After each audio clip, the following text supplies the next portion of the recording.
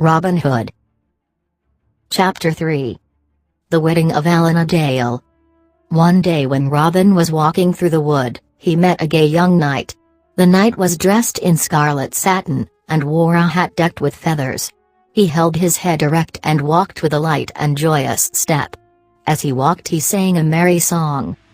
Robin wondered who the knight could be, but he did not stop him as he had other business that morning. The next day Little John and Much, the tallest and the shortest of Robin Hood's band, went for a walk. It was very funny to see these two together. Little John was 7 feet high and very straight and strong. Much was scarcely 5 and very broad and dumpy. As they walked along they met the very knight that Robin had seen the day before. But how different he looked! It was difficult to believe that he was the same man. The scarlet he wore the day before. It was clean cast away. And every step he fetched a sigh. Alack, and well a day. He was dressed all in dull grey. His head hung down, and he moved his feet as if they were made of lead. So sad was he that he did not see Little John and Much until they were close upon him. Then he would have drawn his bow and arrows to shoot at them, but they were too quick for him. Seizing him by the arms they led him before Robin Hood, who was sitting under his great oak tree. Robin rose politely, bowed to him, and bade him welcome to the green wood.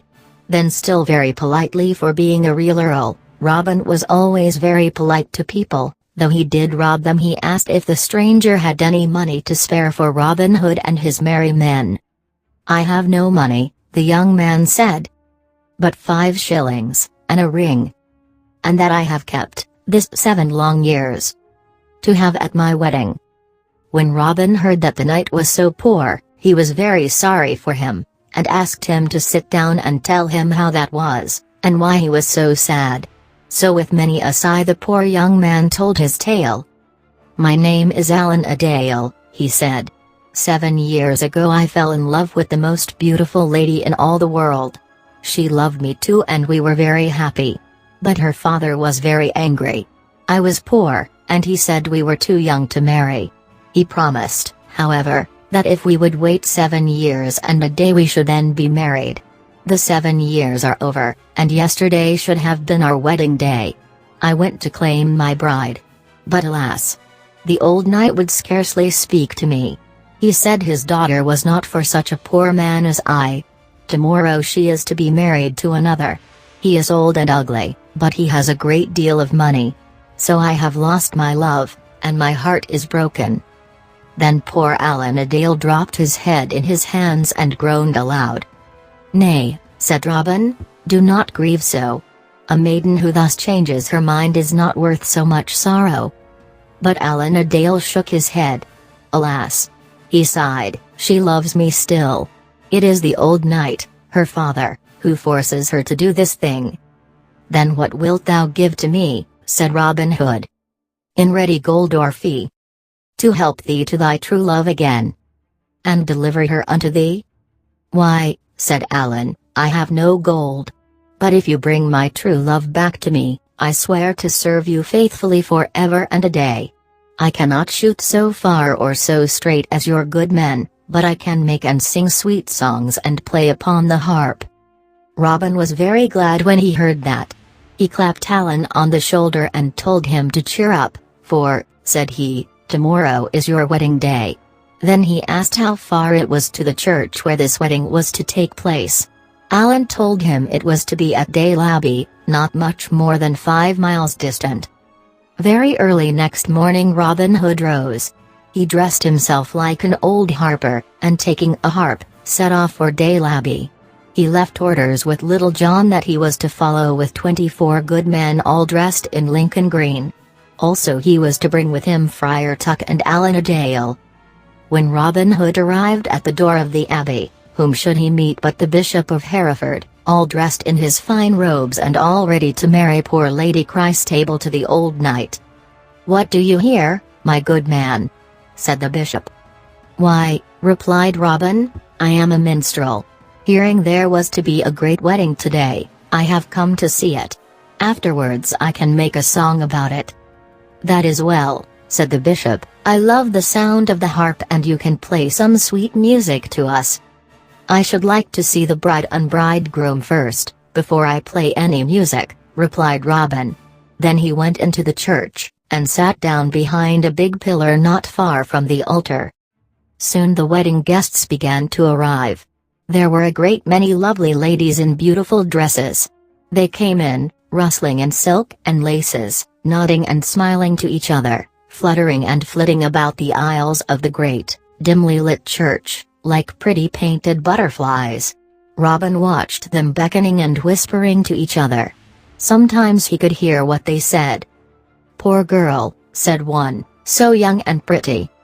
And he so old and ugly. Not to say wicked.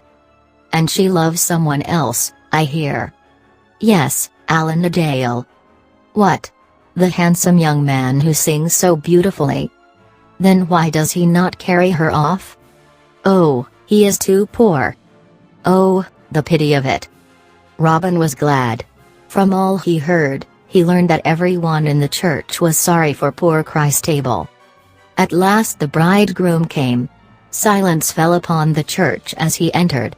Nothing was heard except the ring of his gold-headed cane on the flagstones, as he hobbled up the aisle. So old and ugly he was. Older and uglier even than Robin had expected.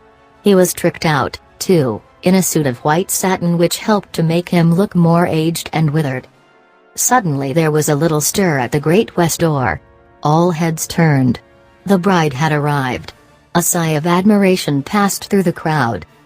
She was so beautiful. With slow and stately steps she came, leaning on her father's arm.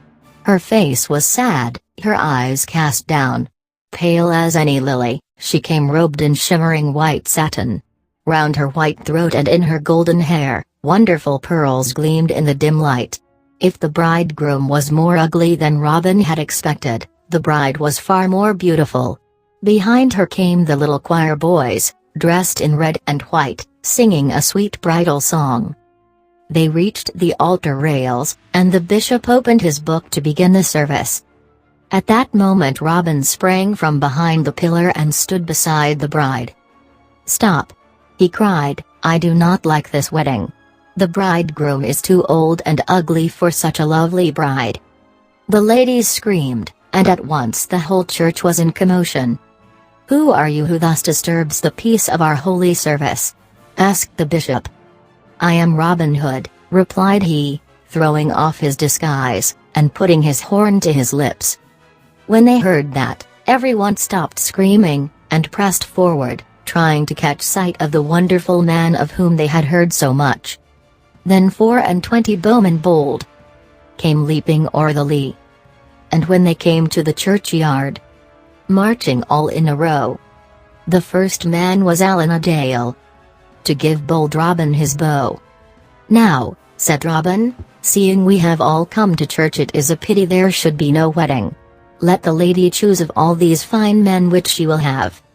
The Lady Christabel's face was no longer pale, but dainty pink like the inside of a shell. She raised her eyes and saw that Allan-a-Dale was standing beside her. She put out her hand timidly and slipped it into his. He clasped it and bent to kiss it tenderly. Then it was as if 2 red rose petals had fluttered to her cheeks. She was no longer like a lily, but a queen with head erect, and shining, happy eyes. "Now," said Robin, "the lady has chosen. We can have the wedding. Sir Bishop, do thy duty." "Nay, but I will not," said the bishop. "It is the law that everyone must be asked in church 3 times before they can be married. Therefore I will not." "If you will not, we must get someone else," said Robin. "Come along, Friar Tuck." So Friar Tuck put on the bishop's fine gown and took his big book, and everyone laughed as he stepped to the rails of the altar. He looked so fat and jolly. When Friar Tuck went to the choir, the people began to laugh. He asked them 7 times in the church, lest 3 times should not be enough. Then when he had finished asking them 7 times, he told the people gravely that they really must not laugh anymore, that it was not at all the proper thing to do in church. But the people were all so glad for Christabel they really could not help it. Then he began the marriage service. "Who gives this maiden to be married?" "That do I," said Robin. Christabel's father would have liked to cry out and stop the wedding, but he could not. Two of Robin's men held him tight and kept their hands over his mouth so that he could not make a sound. No one else in all the church wanted to stop it except the bishop and the old knight. They were both so angry that they could not speak. Besides, they were both so old and feeble that they could do nothing. So Christabel and Allan-a-Dale were married and went to live with Robinhood in Sherwood Forest. The wedding was long talked about. The people who were there said it was the prettiest and the merriest wedding they had ever seen. And to this day, if you go to Derbyshire, you can still see the ruins of the great abbey in which it took place. To be continued.